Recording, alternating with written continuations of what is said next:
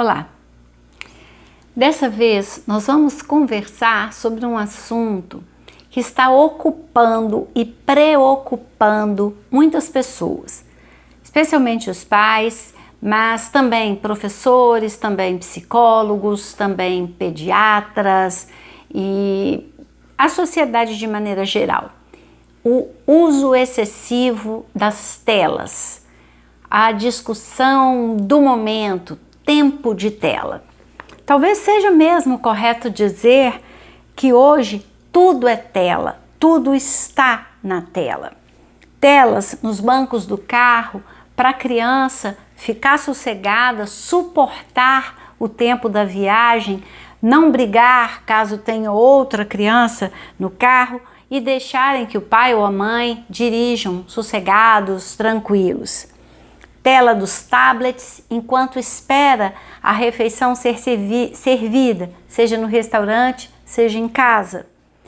Tela da TV, uma TV no quarto para a criança, para o adolescente. Tela do celular para monitorar os primeiros ensaios de liberdade dos pré-adolescentes que começam a sair sozinhos, a ter programas menos junto com a família. Tela para assistir às aulas em tempo de pandemia. Mas e agora que nós podemos voltar às aulas presenciais, que eles podem sair? E agora, como é que nós vamos nos adaptar ao desuso das telas? Há algum tempo atrás, 1 ano e meio, pouco mais que isso, tivemos que nos adaptar ao uso das telas, né, para aula, para interação com os amigos, com a família. Agora que estamos mais tranquilos, como será o desuso das telas? Como nós vamos nos adaptar a isso? Os cientistas do cérebro ainda não têm todas as respostas sobre o impacto do uso das telas no cérebro das crianças, dos adolescentes. Mas eles têm alguns pontos de reflexão que são muito importantes para nós. Já sabemos que as telas ativam o centro de recompensa do cérebro da criança, do adolescente, ao oferecer grandes estímulos auditivos e visuais. Eles entram no piloto automático de funcionamento.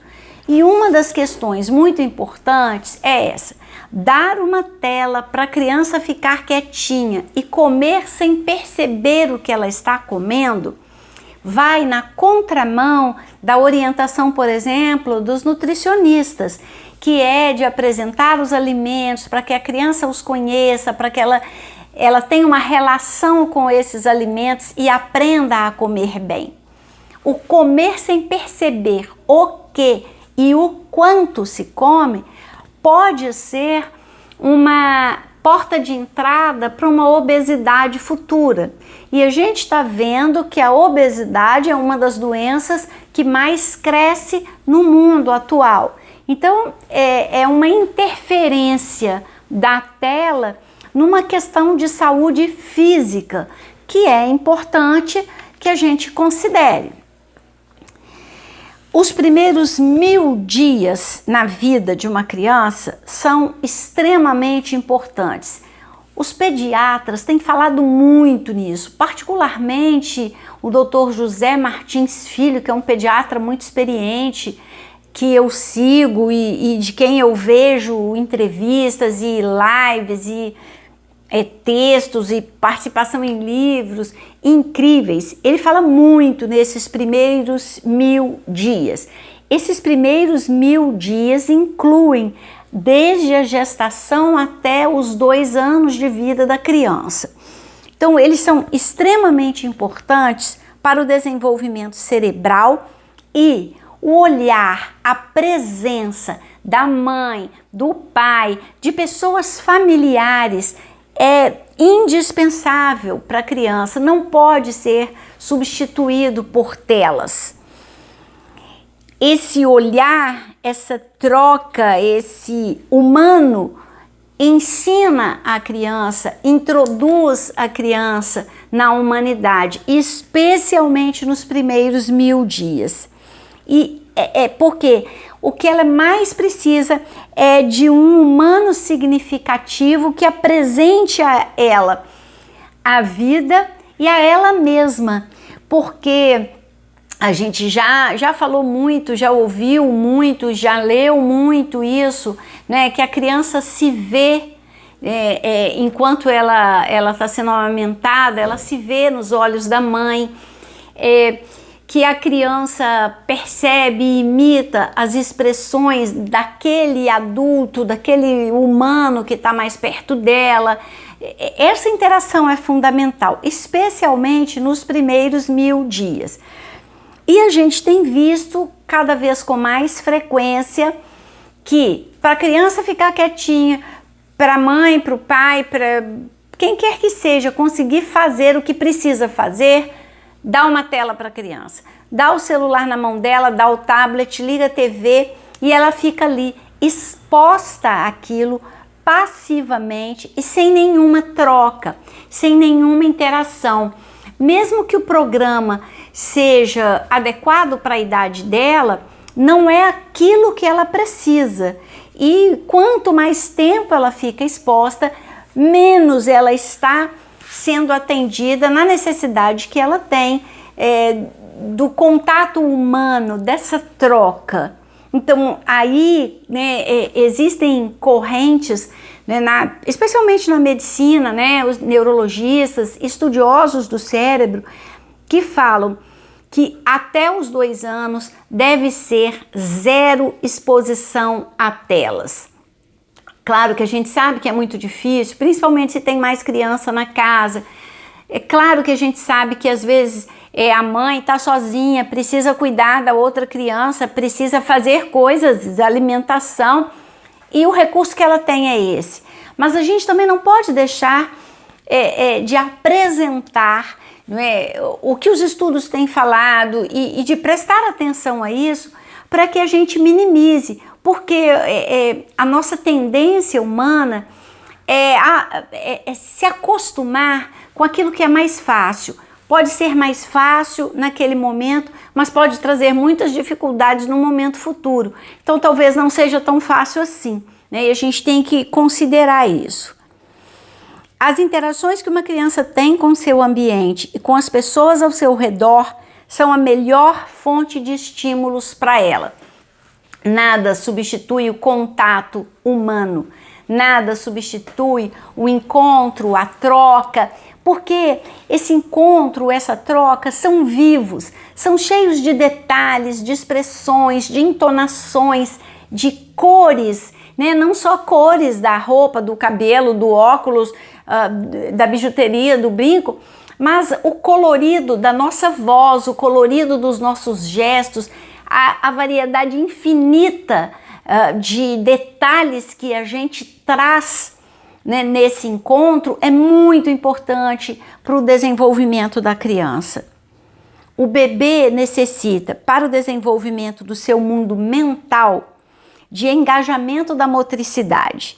É central para ele a possibilidade de manipular objetos, deslocar-se pelo ambiente, encontrar coisas e situações que provoquem o desenvolvimento da inteligência sensório-motora. Gente, vocês não sabem a minha alegria quando eu li isso nesse livro aqui, Intoxicações Eletrônicas. Eu anotei, eu escrevi aqui, vivas, maravilha, porque eu venho há tempos falando isso. Gente, cadê o Piaget? Gente, por que nós esquecemos do Piaget?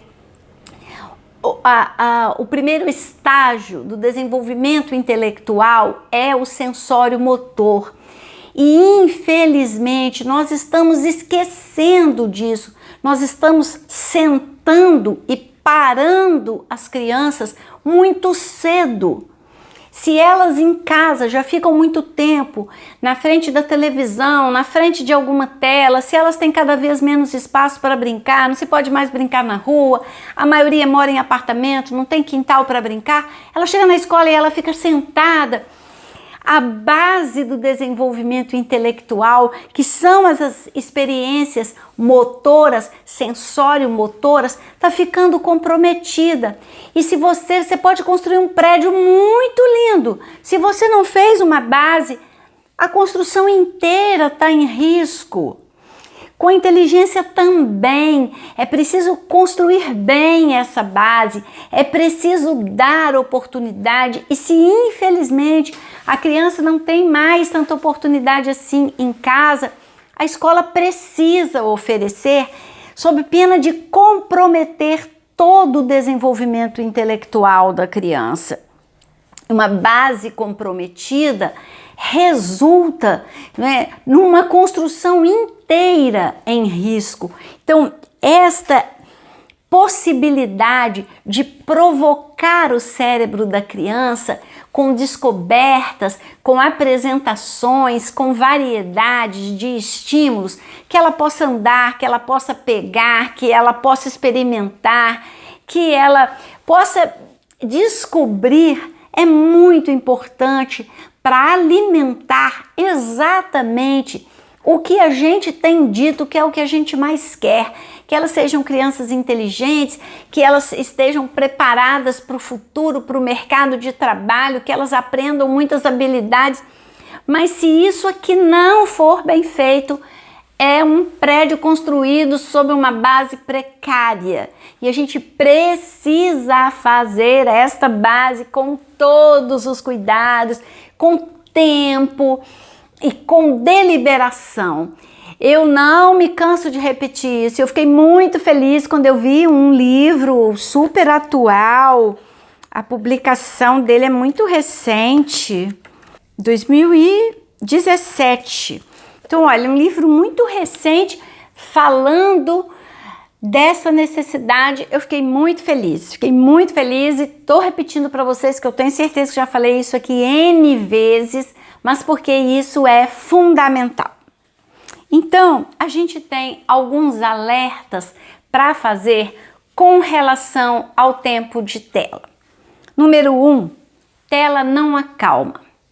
A gente pode ter a sensação de que acalma. A criança estava chorando, a criança estava irritada, Então a gente botou na tela, ela ficou calma, até dormiu.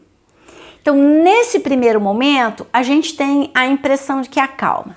Mas o excesso e a rapidez dos estímulos auditivos e visuais geram uma excitabilidade no cérebro que vai aparecer lá na frente, numa dificuldade para adormecer, numa dificuldade para esperar, numa dificuldade para ficar à toa, para ficar sem ter o que fazer e para conseguir ter recursos para ocupar esse tempo que está à toa, que não dependa da própria tela.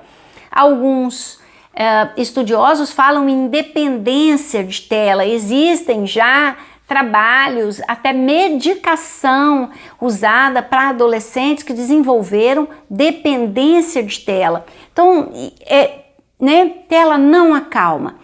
Ela mascara uma situação e essa situação aparece lá na frente, talvez mais complicada.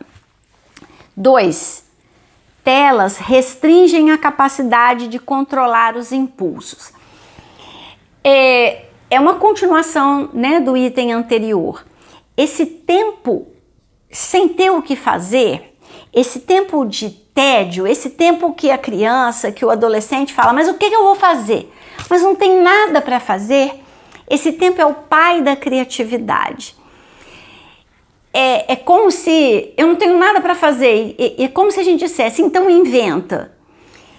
Mas se eles estão com tão poucos recursos, com tão poucas aprendizagens, com poucas habilidades desenvolvidas, em que eles inventem o que fazer, esse tempo de tédio, esse tempo de ócio, não fica criativo.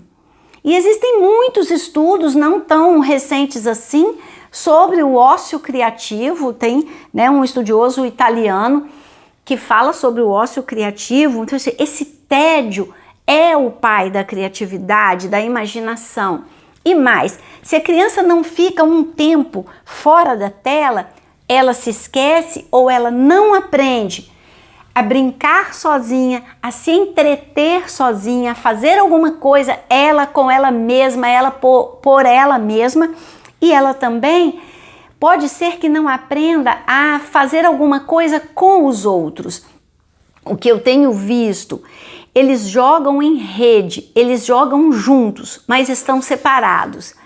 E quando eles têm alguma oportunidade de se reunir, eles não conseguem combinar, eles não conseguem fazer um acordo. A reunião para a qual eles até tinham uma expectativa, ela é frustrante, porque eles não sabem gerir a situação de estarem juntos. Não dá certo. Eu tenho tido essa experiência, visto isso acontecer com alguns adolescentes agora, né? Nessa nossa saída da restrição, né, mais ampla, nessa possibilidade de já se reunirem, eles estão tendo dificuldade de se agrupar. Eles não sabem fazer juntos aquilo que eles fazem separados. É um separado que é junto, mas é um junto que não é junto. Então, quando é um junto do jeito que a gente entende, perto, com proximidade física, não está dando certo. Dá confusão, eles não se entendem e aí preferem jogar em rede. Olha que coisa, né? O que marcou a nossa adolescência, o início da nossa vida de jovens, foi a turma, foi o grupo e foi a gente andar em bloco, não é? De a gente ir todo mundo para casa de um e depois para casa do outro, tocar violão, comer alguma coisa. A gente tem tantas histórias, né? Na minha casa, que nós somos muitos, a gente tem história assim de convidar os amigos para lanchar lá em casa e depois aprontar com eles, tipo, fizemos o lanche com tudo que eles falaram que queriam e depois eles tiveram que lavar a louça e a gente ficou rindo, brincando com essa situação. Olha, são tantas memórias que a gente tem desse estar juntos que elas podem estar se perdendo. Alguns desses amigos que iam para nossa casa quando a gente tinha 15, 16, 17, 14, 13, que lá em casa tinha gente de todas as idades, são nossos amigos ainda, até hoje. São amigos que quando a gente encontra, a gente tem exatamente essas lembranças, essas memórias para acessar e para nos alimentar e para nos fortalecer diante dos inúmeros desafios que nós já enfrentamos de lá para cá. Olha que triste, essa geração está perdendo isso, um pouco por causa da pandemia, que não dependeu de ninguém, mas um pouco por causa da inabilidade, porque não desenvolveram e porque nós não estamos dando conta. Então nós precisamos pensar, precisamos achar maneiras, estratégias, atitudes nossas que promovam isso, porque é nosso dever. Né? Somos nós que orientamos. Isso é muito importante, que nós profissionais façamos essa reflexão, que nós levemos essa reflexão para os pais, para as escolas, para que a gente não deixe se perder um aspecto tão importante do desenvolvimento. Terceiro item, terceiro alerta. Telas roubam períodos de atenção. Para um cérebro desenvolver e crescer, ele precisa de estímulos essenciais do mundo exterior. Precisa de tempo e treino. A passividade diante das telas afeta a atenção e o foco. Então, você não precisa fazer nada, tudo acontece ali, você só precisa ver. Eu tive um professor que ele falava que cinema para ele era pura diversão. Ele gostava de filme que precisasse usar só 2 neurônios, o de ver e de ouvir. Ele não queria nem ler, que era aquilo, quando eu quero descansar, eu quero ver isso. Eu posso ver outros filmes, mas aí não é para descansar, é para pensar. Eu me lembro que eu comentei com ele que tinha ficado maravilhada com o filme A Espera de um Milagre, e aí ele falou, eu também, mas esse não é filme de lazer, esse não é filme para descansar, esse é filme para pensar, precisa de muitos neurônios. Então, talvez a gente precise lembrar, né, dessa brincadeira dele para a gente entender isso, né? Você tá ali, tá vendo, aquilo vai passando, vai acontecendo, e é tão rápido que nem dá para pensar, né? E gera uma impaciência, porque nós todos estamos ficando impacientes. A gente liga, né, liga o celular, a gente quer acessar alguma coisa, quer fazer uma pesquisa, tá demorando 2 segundos. E a gente fala que tá lento. Esse computador tá muito lento, tá demorando 10 segundos. É muito. E na vida real, as pessoas, elas não são automáticas. As coisas não acontecem assim. Você não fala, pega um copo d'água para mim e em fração de segundo a água chega, né? E se você não sabe esperar, se você não pode esperar, isso vai gerando uma insatisfação, uma irritabilidade que passa para todas as áreas, que contamina, que, né, invade o seu dia, as suas relações, e de repente está tudo ficando muito difícil sem que a gente saiba, sem que a gente entenda por quê. 4. Telas reduzem a empatia. Alguns estudos sugerem que o tempo de tela inibe a capacidade das crianças pequenas identificarem emoções e expressões em outras pessoas. No vídeo anterior eu falei disso, né? E anteriormente aqui eu também falei. O contato com o humano é que vai apresentando a criança a si mesma e aos outros humanos. Então, ela vai percebendo, né, o que significa aquela expressão da mãe, da babá, da avó, da pessoa que cuida, e ela vai imitando aquelas expressões, e é tão lindo a gente ver, né? A gente brinca com a criança e ela tenta fazer o mesmo que a gente está fazendo, é tão lindo, e isso vai seguindo. Algumas pessoas são mais sensíveis, né, que outras para isso.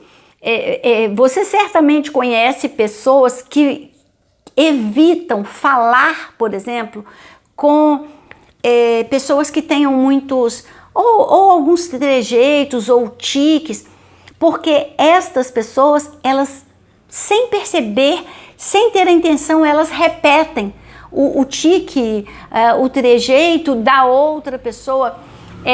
Algumas pessoas são mais sensíveis para isso, né? Então, isso faz parte do nosso aprendizado de sermos humanos como os outros humanos que nos cercam, de reconhecer, né? A gente fala assim às vezes com pessoas que a gente tem muita intimidade, a gente olha para elas e fala: o que está acontecendo? Né? Por que você está triste? Às vezes nós mineiros perguntamos isso, né? Por que você está com essa cara? E o que a gente reconhece? A gente reconhece uma emoção que o outro expressa com aquela cara. Porque a gente tem aquela cara quando a gente está com aquela mesma emoção. Isso é a empatia. E se a gente não aprende, se a gente não convive, se a gente não olha, se a gente não reflete, a gente não aprende a ter empatia. Nesse momento, nós estamos precisando mais do que empatia. Nós estamos precisando de compaixão.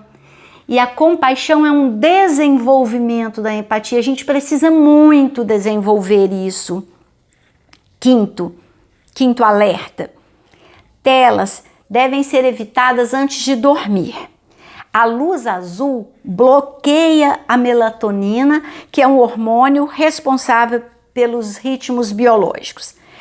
Então, com a luz azul, o nosso cérebro acredita que ainda está de dia, então ele não pode dormir, então não é hora de dormir. A privação do sono sobrecarrega o cérebro. Um cérebro sobrecarregado vai manifestar cansaço, mau humor, dificuldade de concentração, baixa memorização. Então, a tela, ela pode trazer esses prejuízos. Mas é claro que as telas não são só negativas. Não se trata de demonizar as telas. Não se trata de dizer que o mundo era muito melhor sem as telas. Não, a gente aprende muita coisa com as telas. E sobre o lado bom das telas e os recursos que nós temos para usá-las sem que elas nos causem tantos prejuízos, vão ficar para o próximo vídeo.